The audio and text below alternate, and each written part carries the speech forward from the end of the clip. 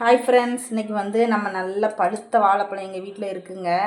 இந்த வாழைப்பழத்தையும் வச்சு கோதுமை மாவு வச்சு நம்ம வந்து ஒரு ஸ்வீட் போண்டா பண்ணலாம். சரிங்களா? இப்போ இந்த ஸ்வீட் போண்டாவுக்கு நமக்கு ரெண்டு வாழைப்பழம் தேவைப்படுது.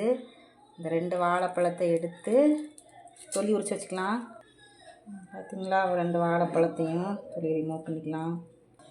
2 வாழைப்பழத்தையும் தொலி எடுத்து வச்சுனா இதை ஒரு ஸ்பூன் வச்சு நல்லா மேஷ் பண்ணி விடுங்க.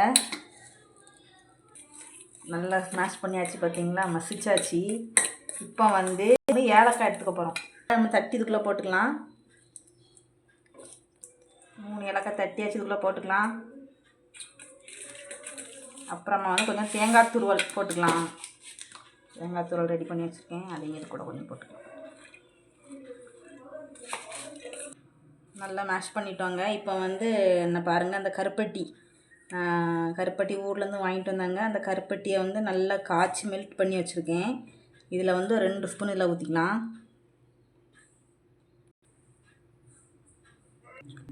எப்பவுமே வந்து இந்த கருப்பட்டியை வந்து இப்படி மெல்ட் பண்ணி வச்சிட்டிங்கன்னா சூடாக காஃபி டீ போடும்போது இதை வந்து 2 ஸ்பூன் ஊற்றி அதில் அப்படியே ஆற்றி குடிச்சிருவாங்க.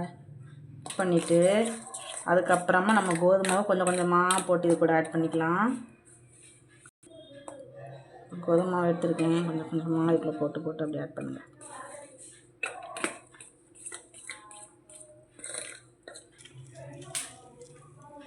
மாவை நல்லா பிசைஞ்சாச்சுங்க. இப்போ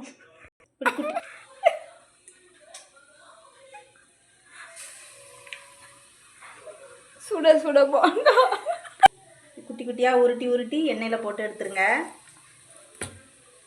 எண்ணெயை வந்து கொஞ்சம் சிம்மில் வச்சுக்கோங்க, ஏன்னா கருப்பட்டி போட்டிருக்கோம் பார்த்தீங்களா, அதனால். பாருங்கள், நம்ம போண்டா எவ்வளோ அழகாக மொறுன்னு ப்ரௌன் கலரில் ரெடி ஆகிட்டே இருக்கு பாருங்கள். இப்போ இதை எடுத்துடலாம். பாருங்கள், நம்ம போண்டா ரெடி ஆகிடுச்சிங்க. ஸ்வீட் போண்டா இப்படி இருக்குன்னு பார்க்கலாமா? பாருங்கள், சூடாக இருக்குங்க, நல்லா வெந்திருக்கு, சூப்பராக சாஃப்டாக இருக்குது பாருங்கள். இதே போல் நீங்களும் ஸ்கூல் விட்டு வர பிள்ளைங்களுக்கு, டென்ஷனாக வரவங்களுக்கு எல்லாருக்கும் இந்த மாதிரி ஸ்வீட் போண்டா உங்கள் வீட்டிலையே செஞ்சு கொடுங்க. பாய்.